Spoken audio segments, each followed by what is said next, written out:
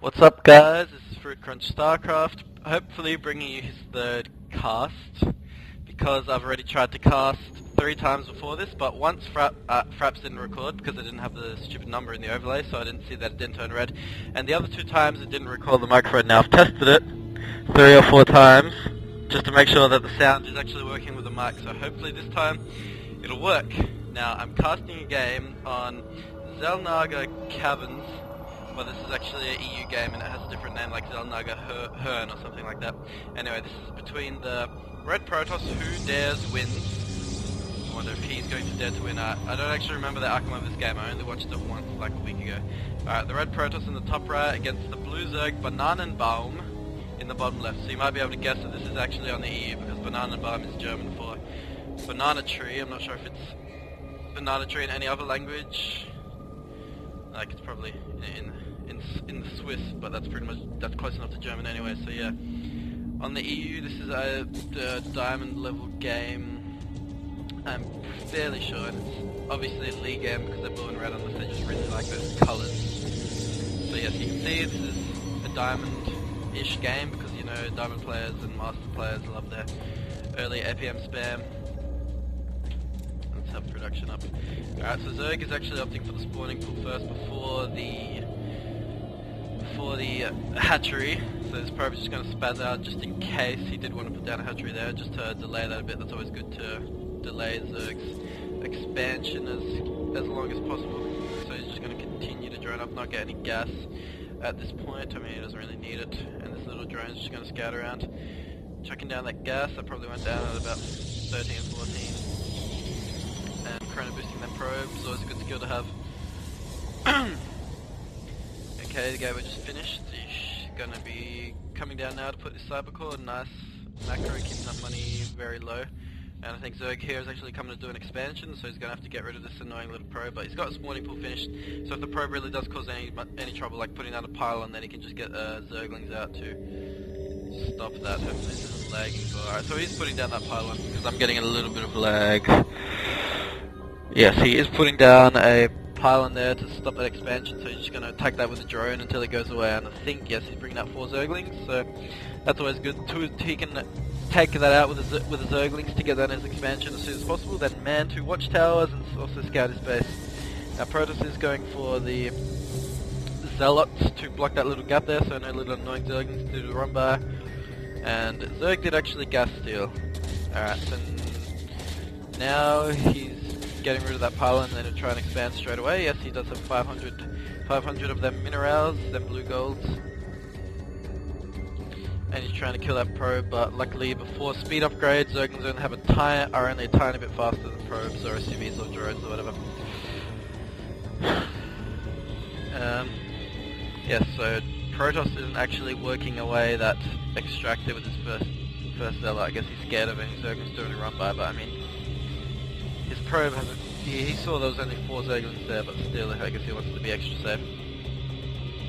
So yes, these Zerglings are just sitting there scouting. These 2 guards manning the watchtower, and Zerg's getting out the second queen for his next hatch. So it's important to get the spawn lava going on both. Now, Protoss is putting down 2 more gates, and the Zergling being annoyed with the Zergling, eating away at that gateway, and now the Zealot's going to start working down this extractor because I mean, Protoss probably wants to get some more gas.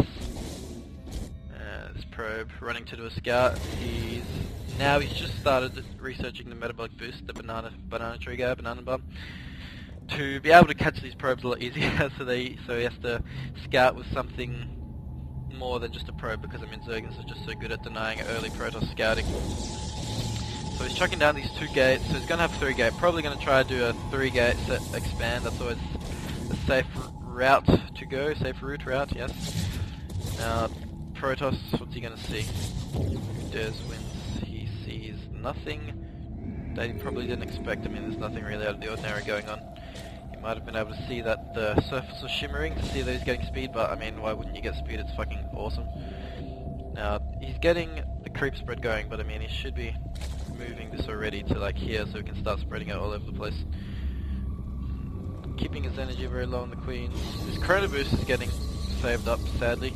He should be morphing this into a gateway, unless he wants into a warp gate, unless he wants 1 gateway, 2 warp gates, just because he can. So he's chucking down the forge now for them upgrades and cannons just to help secure this extra expansion. Always a decent, good, safe, standard build, a 3-gate into forge with either upgrades or cannons just to keep that expansion safe. But I mean, cannons aren't really that effective at securing this expansion because I mean, they can run through here, they can kill these rocks, run through here, they can go both these paths. I mean, it's really hard, but always walling off across this path, this portion here and maybe here as well, is always a better way to keep that safe. Yes. So Zerg just starting to get the extra gas on these. He's also getting Burrow and the glial reconstitution. He's got a roach warren. He's researching the speed for roaches. Yes. Always an important. All these upgrades are actually pretty important for the roach. I mean, this is a cool upgrade, but I don't see it that often. Now he's actually opting for a baneling nest as well. Could be spreading these creep tumors a bit more, but I mean, it's always hard. It's a bit. There he goes. That's good. But good spreading of creep. I mean, I guess it's a bit hard to always make sure you spread it right at the exact moment. So he's got these well-placed photon cannons. This can cover anything coming in from here or running in through there, and this photon cannon covers the rest. I'm assuming he's going to continue a block off here, just so no pesky zerglings can run it from this side, and then he'll have it mostly funneled through here. I guess it's a lot easier to defend this expo. He's actually chucking down a robotics facility now. I love this production tab, it's just so easy to keep tab of what's going on in the game, even though I can't really do it that well anyway. I'm guessing he's gonna, with that rally point, he's gonna chuck an observer out, but it's gonna be out at like 10 minutes. I mean, it's a bit later, really, than you'd like to have an observer, but he knows there's nothing too much going on, but I'm pretty sure he doesn't know about the roach warren and the baneling nest. So he's getting the speed for banelings as well, them centrifugal hooks. And I guess he wants to secure this expansion here, so he's taking out those rocks. Morph those banelings. If he ran those banelings into those rocks, that'd actually be kind of funny. I'm gonna assume he's not gonna do that because that'd be kind of stupid. Alright, now he's actually going for a spire now as well.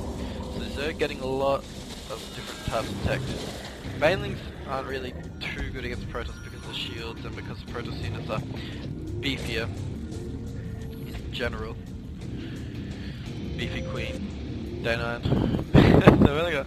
I guess they're pretty tank, they're pretty beefy, but I guess they just look beefy to him. Whatever, getting that good creep spread going, as he should.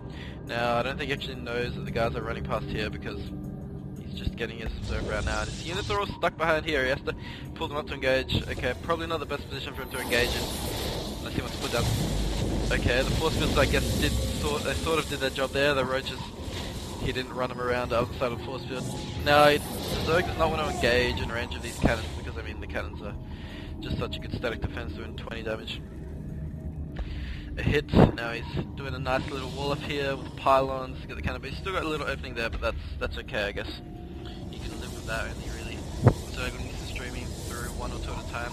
They're chucking out 2 more gateways. His roaches are going to try and pick this off, but I mean the nice range of the sentries and stalkers and force fields are just going to be able to fend them off pretty easily. Now he's chucking down a robotics base, so getting it 14, so they come out, and 4, 5, 6 banelings. He's morphing them there and there and there in random spots around the map, so he's getting a Colossus Den, a robotics bay, getting out in the mortar to help deal with those roaches, and I'm assuming he's going to start moving into Colossus later. I mean, he doesn't know there's a spy, he hasn't seen anything come out of that, I don't think. Now here's the observer. Is this... this queen is trying to take down the destructible rocks. It does 1 damage to this thing because they've got 3 freaking armor, this hardened material. Zerg trying to push now with his roaches and zerglings and a few banelings sprinkled in, but this is just such a well-defended position. Nice force fields here to block them off from coming into here. The cannon does go down there, but I mean, with all these buildings and the wall off in the force fields, he's done a good job of defending that, although I don't know what these forces are about. I guess he tried to catch a roach or 2 there, but I mean, they could just walk through there, so they didn't really do anything. Now, Zerg's actually getting our mutas and the attack upgrades for the Zerg flyer attacks is coming out, and the creep tumors are spreading nicely as well. Now, Protoss are rebuilding that cannon for his front defense, an extra gateway, getting them Colossus and the thermal lance.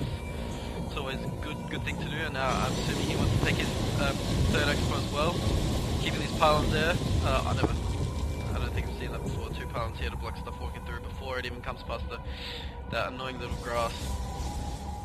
Now, he could be taking the observer to try and... the mutalisk, because I hate mutalisks because the passion. I hate when this shit happens. They can just pick up these pylons and then run away, and they pick them off and then run away. So he's bringing all his forces. Shouldn't be bringing the zealots, but I mean, when you want to grab all your, when you want to box all you guys in a rush, then I mean, it can happen sometimes. That's okay, but he should be trying to. He should put down some cannons in his mineral lines, maybe, to help protect from the mutas. I mean, he's got a pretty sizable force of.